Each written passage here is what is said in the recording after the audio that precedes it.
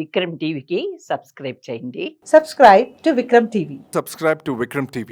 Subscribe to Vikram TV. Subscribe to Vikram TV. Please like, share and subscribe to Vikram TV. అంటే చాలా మంది ఇప్పటి youth మొత్తం దాదాపు ప్రిఫరెన్స్ మొత్తం మనీకే ఇస్తున్నారు, మనీకే Exactly. ఎక్కువ వాల్యూ ఇస్తున్నారు. ఎందుకు సార్? వావ్, మంచి క్వశ్చన్ సార్. అఫ్ కోర్స్ ప్రతి మనిషికి మనీ కావాలి, ఎంత కావాలి అనడానికి ఆప్షన్ లేదు మన దగ్గర. ఎందుకంటే సాటిస్ఫాక్షన్ అనేది ఎక్కడ ఉంటుంది సార్? నాకు ఈరోజు ₹1,00,000 వచ్చినాయి అనుకోండి, అబ్బా 2 లక్షలు ఎలా సంపాదించాలి అనేసి ఆలోచిస్తారు. పెద్ద పెద్ద బిజినెస్ పాపులేషన్స్ ₹1,00,00,000 వచ్చినాయి అనుకోండి, 2 కోట్లు ఎట్లా సంపాదించాలి అనేటువంటి విషయం మీద కాన్సన్ట్రేషన్ చేస్తారు. కానీ నేను చెప్పే విషయం చాలా జాగ్రత్తగా అబ్జర్వ్ చేయండి మై డియర్ యూత్.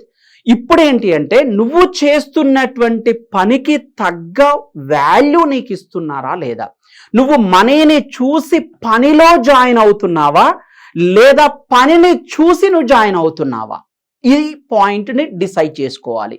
ఎగ్జాంపుల్, ఒక క్యాండిడేట్ని నేను తీసుకుంటున్నాను, ఒక యువతని నేను తీసుకుంటున్నాను. నేను ఇంటర్వ్యూకి వెళ్ళాలి అనేసి వెళ్తూ ఉంటారు. ఇంటర్వ్యూలోకి వెళ్ళిన తర్వాత ఎలాంటి పాయింట్ని ప్లేస్మెంట్ని సెలెక్ట్ చేసుకుంటారంటే, ఆ పేపర్లో 50K to 1 lakh అని ఉందనుకోండి, ఎస్ నేను ఇంకా దీంట్లోకి వెళ్తాను, ఈ ఇంటర్వ్యూకి వెళ్తాను అంటారు. వెంటనే ఆ ఇంటర్వ్యూకి అటెండ్ అవుతూ ఉంటారు. అక్కడ ఒక 30K నుంచి 70K అనేసి ఒక జాబ్ ఉంది అనుకోండి, ఎస్ నేను ఇక్కడికి వెళ్ళాలి అంటారు.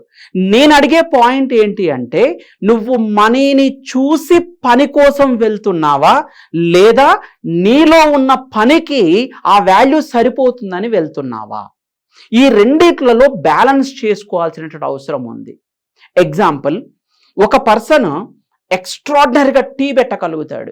ఎంత బాగా పెట్టగలుగుతాడు అంటే, అతనికి టీ పెట్టొచ్చినట్టుగా ఇంకెవ్వరికి పెట్టరు అనేంత హాయిగా ఉంటుంది. మనకున్నటువంటి స్ట్రెస్ని, మనకున్నటువంటి హెడేక్ని ఆ టీ తాగితే అబ్బా ఏం పెట్టావు సార్, సూపర్ అనాలనిపిస్తుంది. ఆ టీకి ఎంత వాల్యూ ఇవ్వచ్చు అంటే, అసలు ₹100 ఆ టీకి ఇచ్చినా పర్లేదంటారు, కానీ ₹5తో అడ్జస్ట్ అవుతారు. ఇప్పుడు నేను ఏమంటున్నానంటే, నువ్వు పనికి వాల్యూ ఇస్తున్నావా, మనీకి వాల్యూ ఇచ్చి నువ్వు జాబ్ కోసం వెళ్తున్నావా? ఇప్పుడున్నటువంటి సమాజంలో 99% మంది డబ్బులు ఎక్కడ వస్తే అక్కడికి జంప్ అయిపోవాలని చూస్తారు, ఆ జాబ్ని ట్యాకిల్ చేయాలని చూస్తారు. నాకు ఇప్పించవచ్చు కదా అట్లాంటి జాబు, ఒక 1 lakh వస్తుంది, నన్ను ఎట్లా మర్చిపోయినావు, నేను గది చేయలేనా అంటారు. కానీ నీ పనిలో అది ప్రూవ్ చేసుకోగలుగుతావా? నీకు ఆ జాబ్ ఇస్తే నువ్వు దాన్ని 100% జస్టిఫై చేయగలుగుతావా? అది నేను యూత్కి అడుగుతున్నటువంటి ఒక question. So my dear friends, ఇప్పుడు మనం ఏం డిసైడ్ చేసుకోవాలి అంటే, నాకు ఏ వర్క్ సూటబుల్ అవుతుంది. మరి ఎట్లా తెలియాలి నీకు ఏ వర్క్ సూటబుల్ అవుతుంది అనేటువంటి విషయం నీకు ఎట్లా తెలియాలి? ఎగ్జాంపుల్, మనకు 10th క్లాస్లోనో 8th class 9th class ఈ స్కూల్ ఏజ్లో మన టీచర్స్ మన బర్త్డే రోజు మీ ఎయిమ్ ఏంటి అనేసి అడుగుతూ ఉంటారు, మీ అంబిషన్ ఏంటి అనేసి అడుగుతూ ఉంటారు. అప్పుడు మనం స్టైల్గా ఏమని చెప్తామంటే, సార్ డాక్టర్ అనేసి చెప్తూ ఉంటాం, IAS ఆఫీసర్ అని చెప్తూ ఉంటాం, IPS అని చెప్తూ ఉంటాం కదా. మరి ఎక్కడికి వెళ్ళింది నీ డ్రీమ్స్ అన్ని? అంటే అవన్నీ ఫ్రెండ్స్ని చూసి చెప్పడానికా?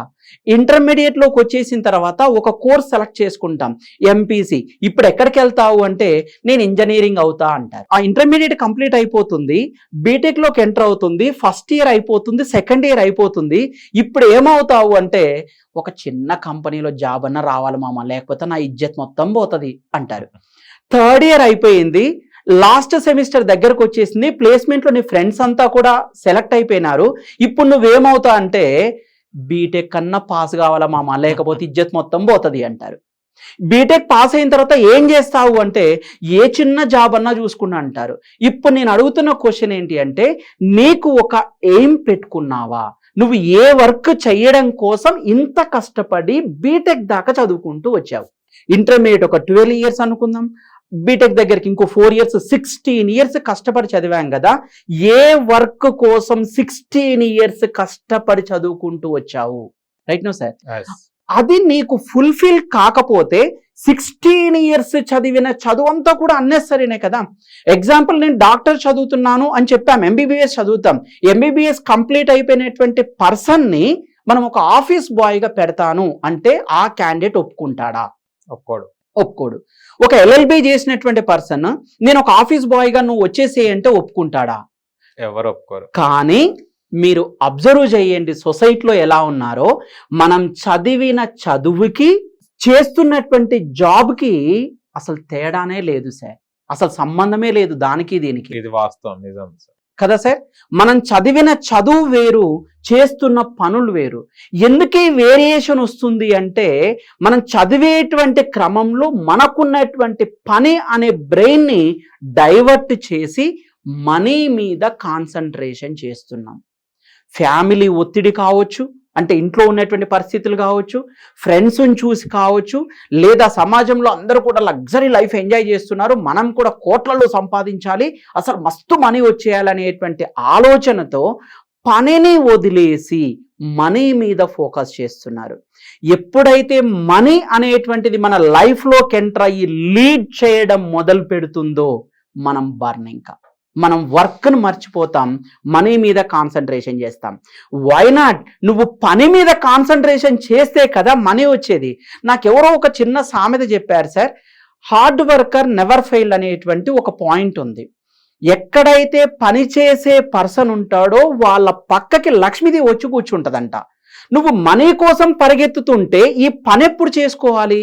అందుకే యువతంతా కూడా ఏంటి అంటే షార్ట్ కట్లో మనీ సంపాదించాలి, స్మార్ట్గా మనీ సంపాదించాలి, ఎలా సంపాదిస్తే వస్తుందో చెప్పండి, ఏ వర్క్ చేస్తే వస్తుందో చెప్పండి అని ఇలా రాంగ్ టర్న్స్ అయ్యేటువంటి వాళ్ళు కుప్పలుగా ఉన్నారు సార్ మన సమాజంలో.